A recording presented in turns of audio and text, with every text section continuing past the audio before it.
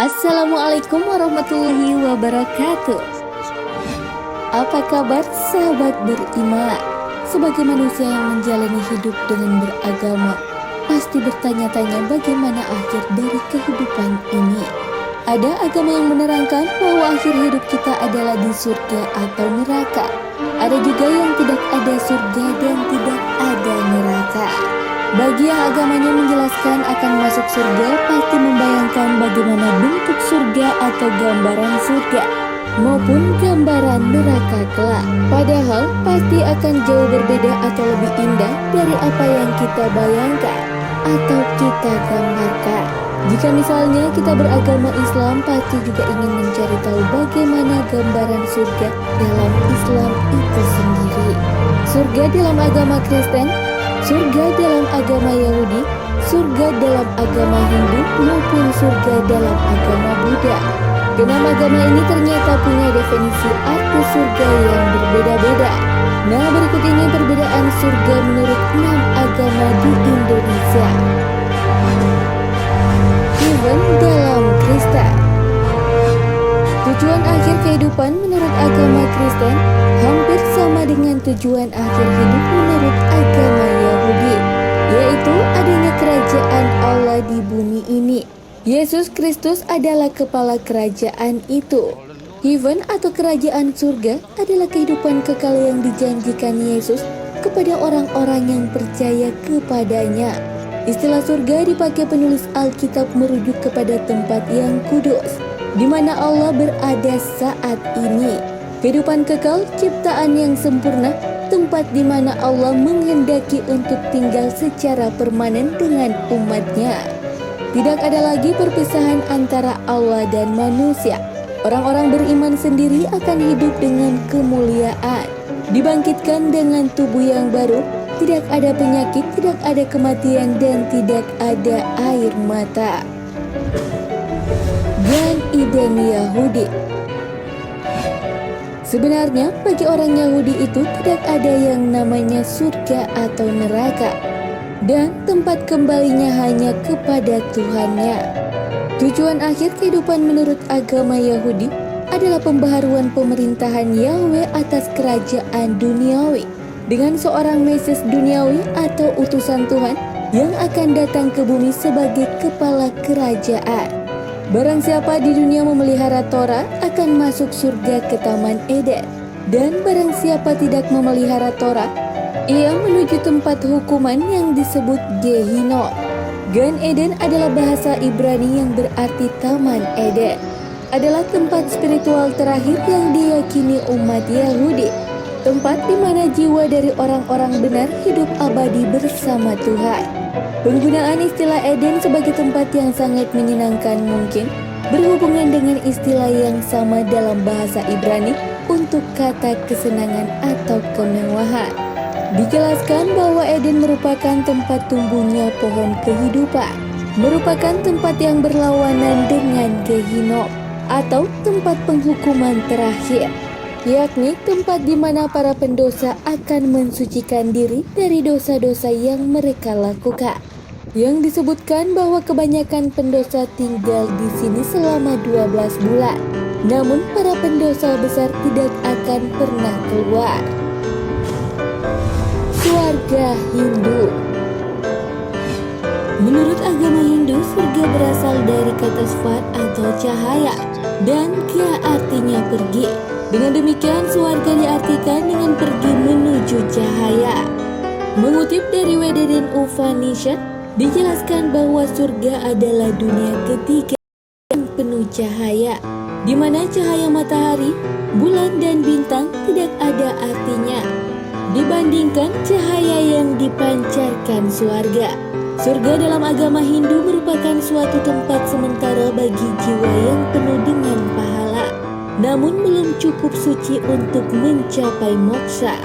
Setelah menikmati surga sesuai pahala yang dimilikinya, jiwa tersebut akan kembali mengalami proses reinkarnasi untuk mencapai kesucian jiwa dan mencapai moksa.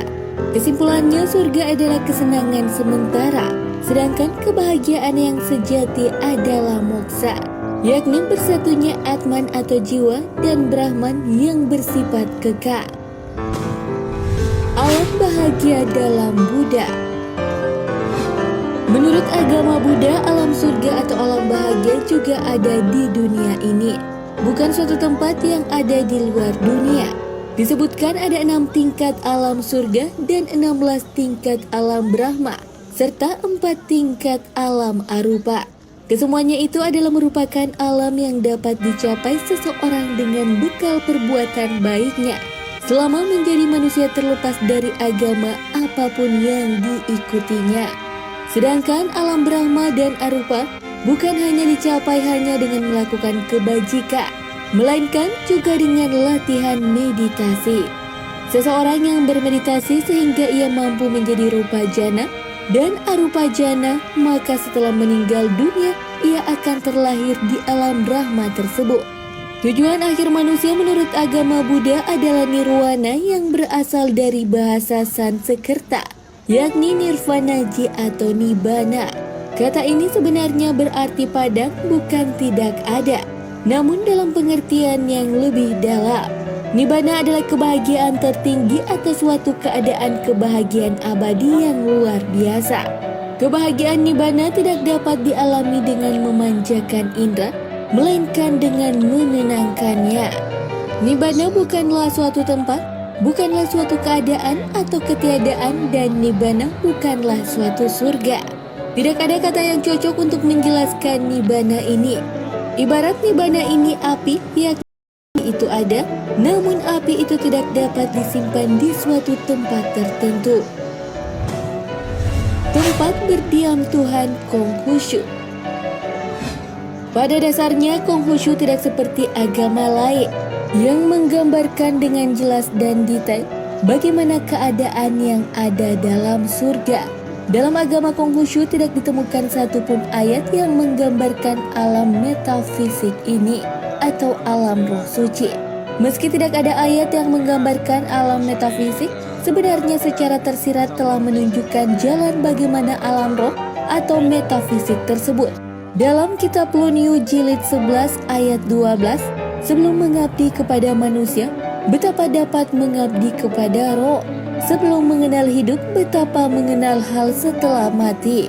Konghucu meyakini bahwa pada saat manusia-manusia mengalami kematian roh, seorang manusia meninggalkan badan, dan orang yang semasa hidupnya mampu hidup sesuai dengan watak sejatinya. Rohnya menjadi Sheng naik ke surga dan immortal. Artinya hidup abadi di alam surga atau siantian di samping Tuhan. Karena menurut surga dalam agama Konghucu adalah tempat berdiam Tuhan dan makhluk-makhluk langit. Al-Jannah di dalam Islam. Al-Jannah sendiri banyak dijelaskan di Al-Quran dan hadis Rasulullah Sallallahu Alaihi Wasallam. Di antaranya yaitu Al-Quran Surah Al-Imran ayat 133, Al-Quran Surah Al-Baqarah ayat 25.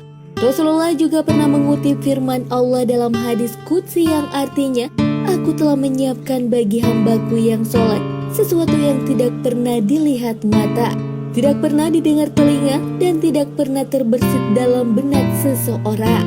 Hal ini berarti gambaran visual tentang surga akan jauh lebih indah dari bayangan atau ilustrasi yang kita pikirkan selama ini. Walaupun banyak keterangan yang menyebutkan bahwa penghuni surga akan mendapat kesenangan yang luar biasa. Seperti misalnya rumah atau istana yang terbuat dari emas, bidadari, aneka makanan minuman, dan ada pun yang diinginkannya. Seperti yang dijelaskan dalam Al-Quran Surah Az-Zukhruf ayat 71. Dalam agama Islam terdapat tingkatan dan nama surga itu sendiri. Masing-masing akan diberikan sesuai tingkat ketakwaannya. Namun bagi mereka yang mempunyai anak-anak yang soleh dan didoakan oleh anak-anaknya, mereka akan dipertemukan dan dikumpulkan oleh Allah walaupun tidak sama derajatnya. Sebagaimana tertulis dalam Al-Quran Surah At-Tur ayat 21. Nah, itulah perbedaan surga menurut 5 agama di Indonesia. Tentu setiap agama mengajarkan kebaikan dan ketakwaan. Dan orang-orang yang sangat beriman akan hidup kekal di surga nanti. Wallahu a'lam bissawab. Segala yang baik datangnya dari Allah Subhanahu wa Ta'ala, dan segala kehilafan mohon dimaafkan.